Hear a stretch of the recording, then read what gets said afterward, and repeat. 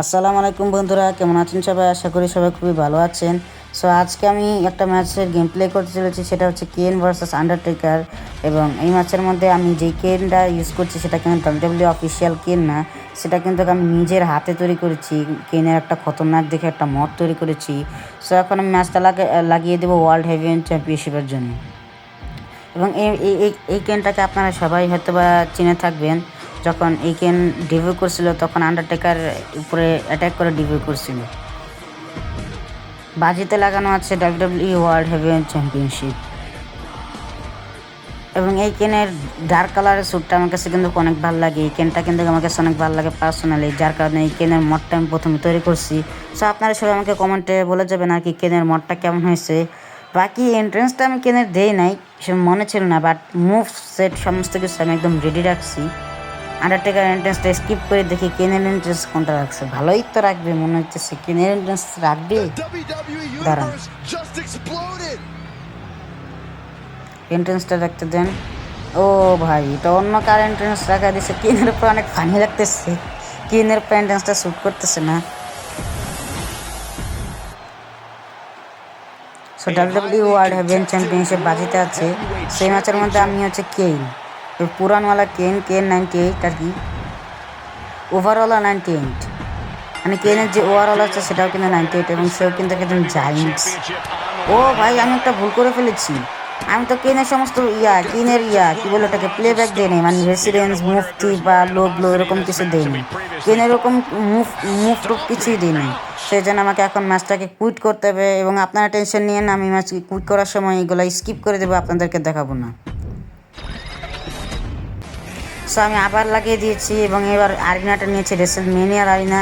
এবং দেখেন কেনটাকে কীরকম সুন্দর দেখছে। আমার কাছে কিন্তু পার্সোনালি এই কেনটা কিন্তু অনেক ভালো লাগে, কারণ কী বলে ওটাকে, কেন যখন একবার বলছিল তার প্রথম আটায়ার মানে প্রথম শ্যুটটাই কিন্তু তার কাছে অনেক ভালো লাগছিলো।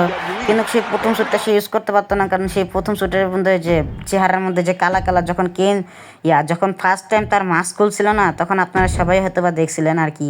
কেন যখন মাস্ক খুলছিল তখন আর কি তার চেহারা পুরো কালো কালো হয়ে গেছিলো, মানে কালো কালো একদম না কালিমাল লেগেছিলো, মানে এমন দেখাইতেছিল যে তার চেহারাটা জ্বলে গেছিলো।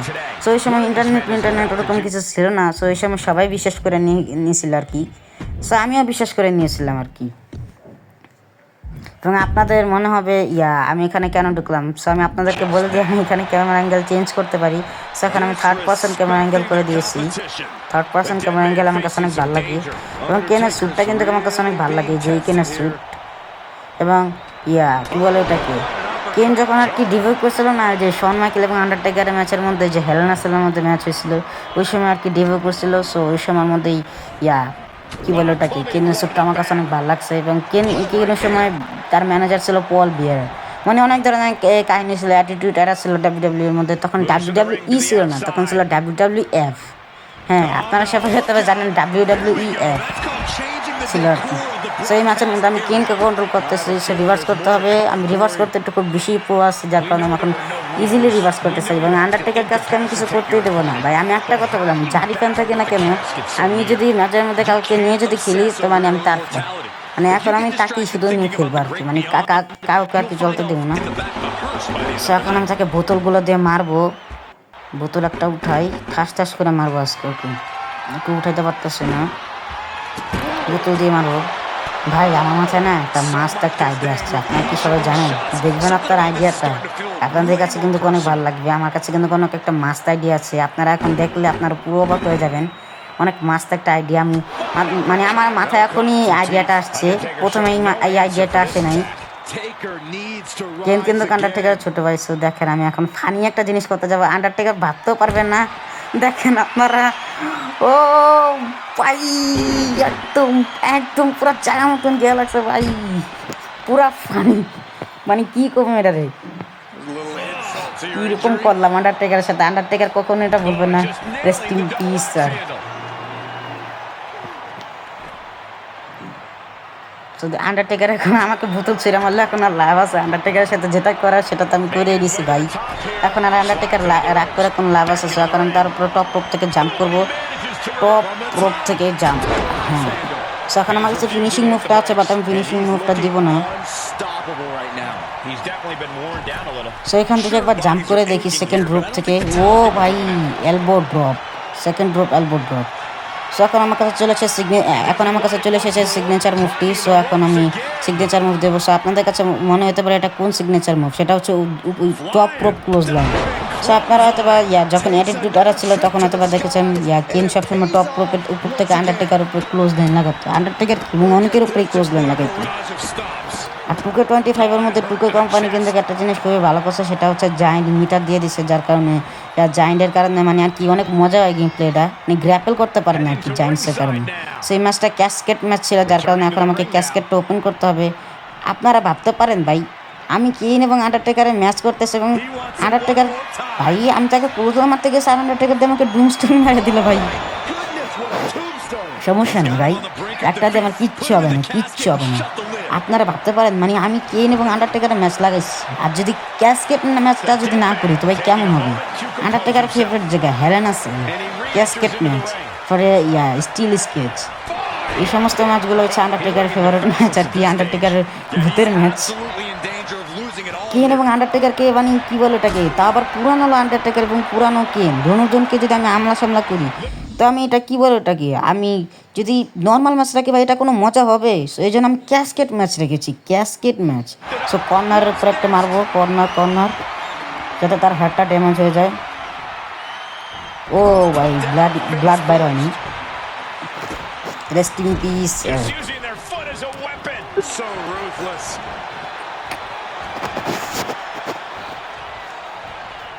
সো এখন আমি তাকে ড্র্যাগ করে নিয়ে যাব যাতে আমি তাকে ক্যাসকেটে ফালাইতে পারি আর কি, ক্যাসকেটে ফালাই আর কি। এখানে আমার ফিনিশার আছে, মানে আমি একটাই ফিনিশার সেট করছিলাম, সেটা হচ্ছে জোক স্ল্যাম। আর সিগনেচারের মধ্যে ডুমস্টোন পাইল ড্রাইভার রাখছে এবং টপ ক্লোজ লাইন রাখছে। সাইড বক্স ল্যাম্প লাগাই নাই, কারণ সাইড বক্স ল্যাম্প আমার কাছে অতটা ভালো লাগে না, এবং সাইড বক্স ল্যাম্প আর কি ডাবল রিভার্সাল আছে। সে এখন তো সে এত তাড়াতাড়ি যাবে না, কারণ তাকে শুধু আমি একটাই ফিনিশার দিয়েছি এবং অনেক মারছি। আর এইসব ম্যাচের মধ্যে আন্ডারটেকার এত জলদি হারে না, কারণ এগুলো হচ্ছে আন্ডারটেকারের মানে কী বলে ওটা কি রেস্ট ইন পিস ম্যাচ আর কি। সো দেখি আন্ডারটেকার এখানে কি করে। আন্ডারটেকার রিংয়ে আসলে আমি তাকে মারা শুরু করবো, রিংয়ের ভিতরে ঢুকার সাথে সাথেই। দেখছেন ভাই আমার কাছে কিন্তু এখন জাইমিংটা নেই, তবু আন্ডারটেকার গ্র্যাপেল করতে পারতেছে না, এটা কিন্তু আমার কাছে অনেক ভালো লাগে। সো আপনারা সবাই বলবেন কমেন্টে যে আমার গেম প্লেটা কেমন হয়েছে, যদি ভালো লাগে তো প্লিজ ভিডিওটাকে একটা লাইক করবেন আর চ্যানেলটাকে সাবস্ক্রাইব করে আমাদের পাশে থাকবেন। আর একটা মানুষের এবং একটা ইউটিউবারের কিন্তু অনেক মেহনত একটা ভিডিও বানানোর জন্য, তো সেই হিসাবে তো আপনারা চাইলে এই কাজটা করতেই পারেন, একটা কী বলে লাইক করতে পারেন, চ্যানেলটাকে সাবস্ক্রাইব করতে পারেন। সো আন্ডারটেকার এখন আমাকে গ্র্যাপল করতে পারতেছে না, এবং আমার কাছে 2টা ফিনিশার একটা সিগনেচার আসে নাই, এখন এসে গ্র্যাপল করতে পারতেছে না। আমি একদম কিছু বুঝতে পারছেন?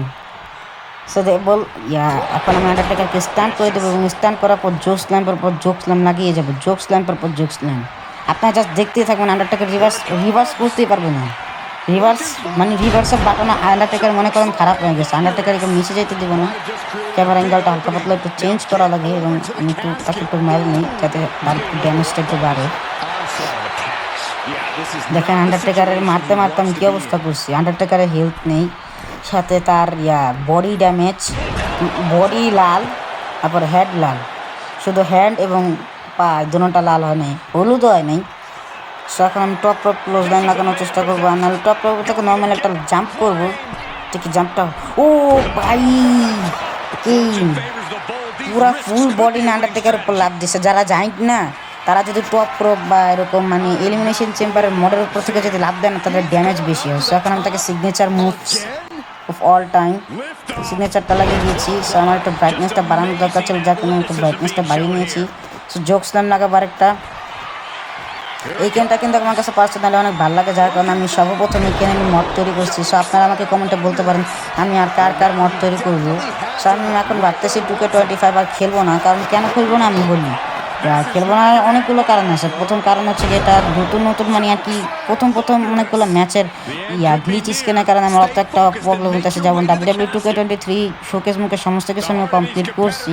সো সেই হিসাবে WWE 2K24 মধ্যে কিন্তু সেই ক্যারেক্টারগুলো আছে যেগুলো আমি শোকেস খেলে মেহনত করে আমি ইয়া করছে। আর এটার মধ্যেও আছে, বাট ওগুলো লক আছে, ওগুলোকে আনলক করতে হলে আমাকে মাই ক্যারিয়ার মোড খেলতে হবে। সো আপনারা চান কিনা মাই ক্যারিয়ার মোড খেলে, সেটারও ভিডিও আসবে যদি আপনারা চান, কমেন্টে যদি বলেন। সো এখন আমি বাইরে যাবো আর কি, তাকে ক্যাসকেটে বন্ধ করার জন্য। আমার কাছে একটা ফিনিশারও আছে, চাইলে আমি এখনই তাকে ক্যাসকেটে বন্ধ করতে পারি। মারতে হবে। ও ভাই উইরা, মানে যে আন্ডারটেকার মানে দৌড়ায় আসা উইরা গিয়ে একটা ক্লোজ লাইন লাগে, সেটা হচ্ছে আন্ডারটেকারের বাইরে গিয়ে সিগনেচার। আমি রিভার্স করে দিয়েছি। সো প্রথম কারণটা হচ্ছে গিয়ে যে শোকেজের যে প্রবলেমটা বললাম, আর দ্বিতীয় কারণ হচ্ছে গিয়ে WWE 2K25 এর মধ্যে যে শোকেজটা আছে, সেটা আপনার শুধু একবারই খেলতে পারবেন। এটা বলতে পারেন না কি ক্লাব কি প্রবলেম। আর দ্বিতীয়বার যখন আপনি গেমটাকে অফ করে যখন আবার অন করবে, মানে কুইট না, মানে পুরা অফ করে আবার যখন কিউতে লাগে, যখন আবার ম্যাচটাকে লাগাবেন, তখন আর কি শোকেসটা লোড নেবে না। মানে দেখাইতেছে যে লোড নিতেই আছে 2-3 ঘন্টা পার হয়ে যাবে, তারপরে লোড নেবে না। সো আন্ডারটেকার এখন আমার সাথে আর পারবে না, কারণ আন্ডারটেকারের এনার্জি আমি প্রচুর কমাই দিচ্ছি এবং এই ম্যাচের মধ্যে আমি উইন হয়েছি, কেনকে উইন করাইছি। কারণ কেনের ওভারঅল বেশি এবং কেনের ফার্স্ট ডেবিউ ম্যাচেই সে জিতে গেছে। আপনার সবাই কমেন্টে বলবেন কেনের মডটা কেমন লাগেছে। আমার কাছে তো অনেক ভালো লাগছে, যার কারণে আমি বলবো 100-এর মধ্যে 100ই আছে, মানে কেন ঠিকঠাক আছে। সো আপনারা সবাই কমেন্টে বলতে পারেন যে কেনের মডটা কেমন হয়েছে। আর বাকি যে সমস্ত কারণ আছে WWE 2K25 না খেলা, সেগুলো আমি অন্য কোনো ভিডিওতে আমি আপনাদেরকে বলবো। তো সামনে হয়তো বা 2K24-এর ভিডিও আসতে পারে বা 2K25-এর ভিডিও আসতে পারে। দেখেন রিপ্লেগুলো দেখেন কি মাস্ট দেখতে, এবং বোতল দিয়ে যে অবস্থাটা আমি আন্ডারটেকারকে করছি, আন্ডারটেকার সেটা কখনোই ভুলতে পারবে না। রিপ্লেগুলো কিন্তু অনেক মাস্ট।